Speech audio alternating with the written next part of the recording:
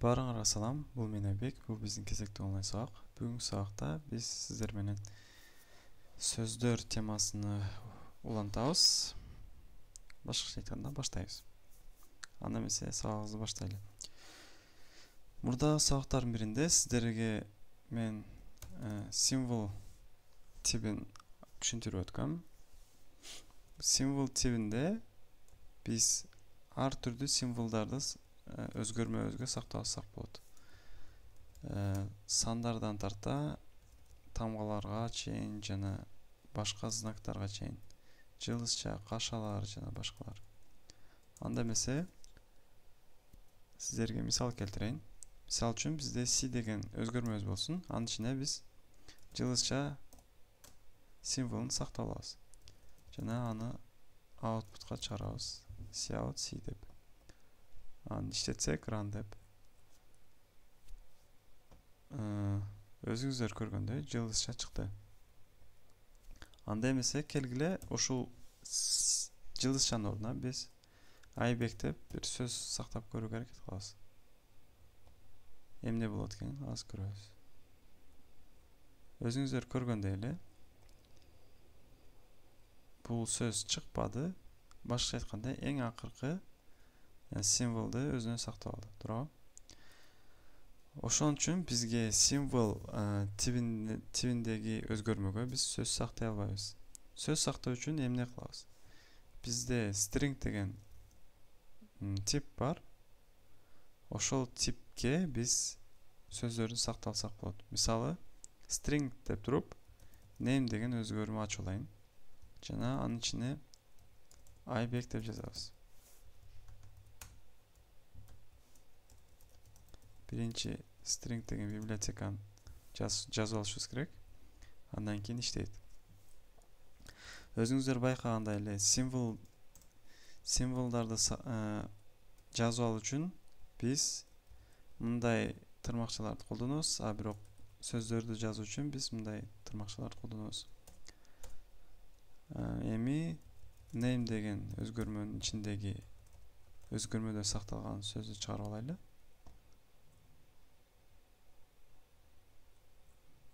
Өзүңүздөр көргөндөй Айбек деп чыкты. Демек, биз стрингтерди кантип сактап алуу керектигин үйрөндүк. Эми башкача суроо. Мисалы, мен бир кандайдыр себептерден улам ушул сөздүн немесин кандай десем, ичинде сакталган нерсени өзгөрткүм келсе, кантип өзгөртөм? Мисалы үчүн, name деген өзгөрмөнүн ичинде мен атым эмес, жана ал жерде менин каналымдын аты сакталсын дейли. Аны кантип жазып алабыз? Мисалы, кантип кошуп койсок болот? Мисалы, каналымдын атын. Ал жөнөкөй. Аны плюс деп туруп, барабар жана тырмакча, анын ичине kg algo kg деп жазып алсак болот. Algo kg. Жана ал сөздү чыгарсак, мынтип чыгарып алсак болот. Иштетип көрөлү. Өзүңүздөр көргөндөй эле, name деген өзгөрмөнүн ичинде Айбек, algo kg деген узун сөз пайда болуп калды. Эми дагы башка нерселер жөнүндө айтып өтөлү. Мисалы үчүн дагы эле name деген өзгөрмөнү ачып алайын. Жана аны биз кандай десем, кирип input'тан кабыл алайлы. Анын үчүн sin name деп жазабыз, туурабы? Эми иштетебиз. Биринчи иштетерден мурда келиңиздер, биринчи аны чыгарып ичинде не бар экенин көрөйлү. Cout name деп чыгарабыз. Эми иштетебиз программаны. Айбек деп жаздым. Өзүңүздөр көргөндөй, дароо эле Айбек деп чыгарды, туурабы? Эми келиңиздер Айбек algo kg деп жазып көрөлү. Эмне болот экен? Өзүңүздөр көргөндөй эле algo kg дегендер кошулбады. Себеби эмнеге? Себеби бул жерде bir söz эмес, 3 сөздөн турган input болду. Ошондуктан ал биринчи окуган сөзүн дароо кабыл алуудан программаны токтотуп койду. Калганын окубайм деп.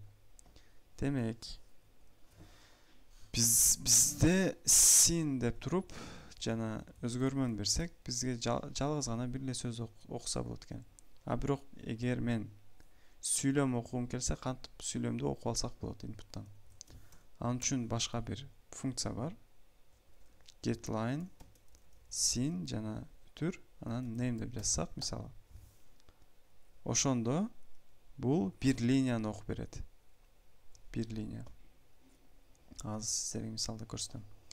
Мисалы, Айбек Алго Кежи.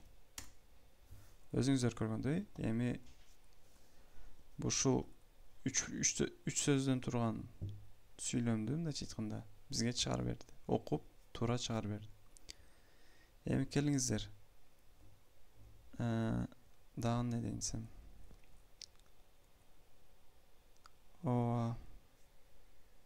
Окууну үйрөндүк. Кантип окуса болот? Линияны. Эми келиңиздер мынаны үйрөнөлү. Бул мисал үчүн мен sin деп туруп бир сөздү окудум, туурабы? А бирок ал мага бул сөздүн бардыгы керек эмес. Мисалы дейли. Мисалы биз name дейли, атым, жана бул жерге last name деп алайын. Бул фамилия деген, туурабы, англисче? Last name.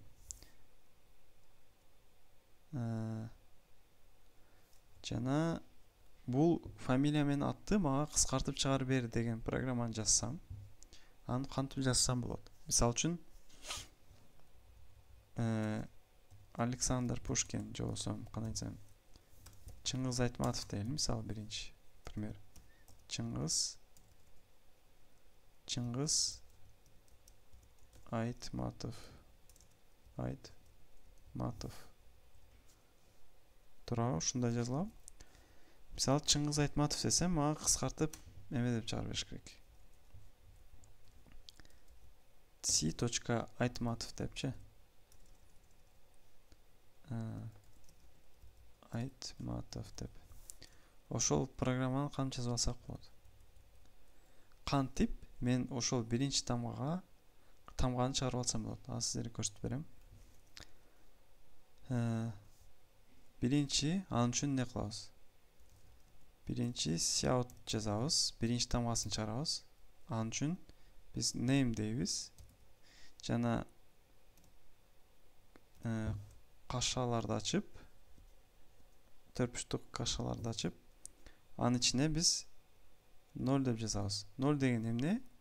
Бул 0 деген биринчи тамганы чыгар деген. А эгер экинчи тамганы чыгарым келсе, мен эмне дейм? 1 деймин. Үчүнчү болсо 2 деп, төртүнчүсү 3 деп, ошентип кете берет. Башкача айтканда, массивте эле колдонсоңуздар болот. Мисалы, name деп туруп 0 дедим. Жана эми мен точканы чыгарышым керек. Точкадан кийин пробел. Жана last name.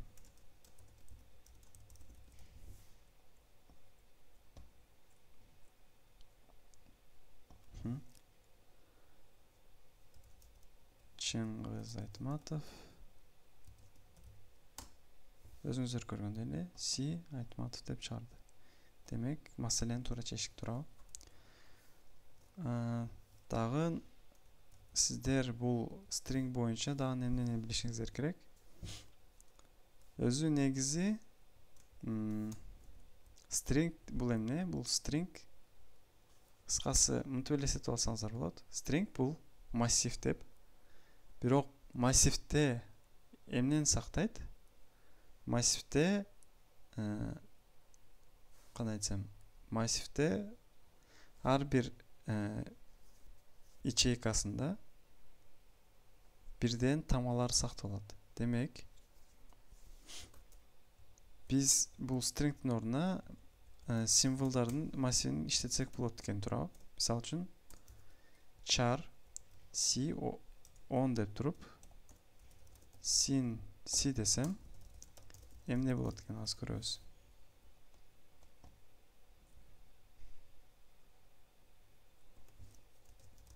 Айбек десем өзүңүздөр көргөндөй эле string катары эле иштеди. Бирок бул char массив менен жөнөкөй сөздүн stringдин айырмачылыгы эмнеде? Азыр көрөсүздөр. Мисал үчүн мынтип экөөсүн тең окуп алайлы. Char массивди жана stringди. Жана ал жерге мен uzun söz жазайын. Мисал үчүн мындай сөз болсун. Жана аны inputка берейли. 1 işte андай болбойт экен. Анда башынан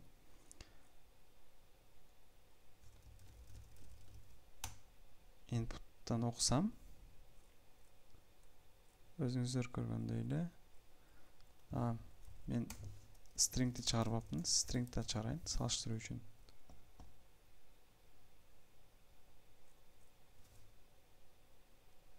Андай эмесе өчпөй калды го. Анда кандай десем, биринчи страницаны обновлять этип алайын. Эми иштетип көрөлү. Эми жок болду. Бир uzun сөз жазайын. Өзүңүз көргөндөй эмне болду?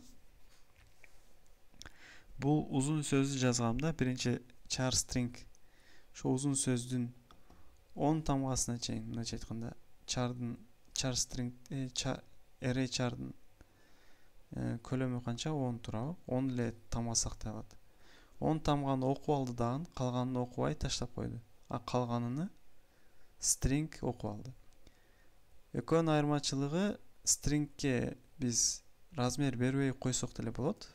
Char stringге размер беребиз жана ал размерден ашып кетсе окуй албай калат, туурабы? Экөөнүн айырмачылыгы ошондо дагы эмне айтсак болот stringдер жөнүндө? Stringдер жөнүндө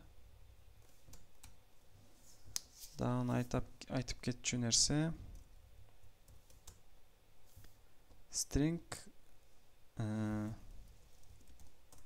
stringде дагы бизде кээрки пайдалуу функциялар бар.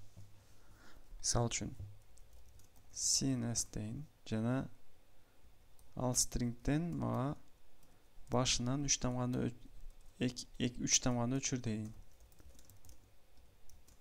Аны мынтип жазып алсак болот. Мисалы үчүн биз бир сөз берсек,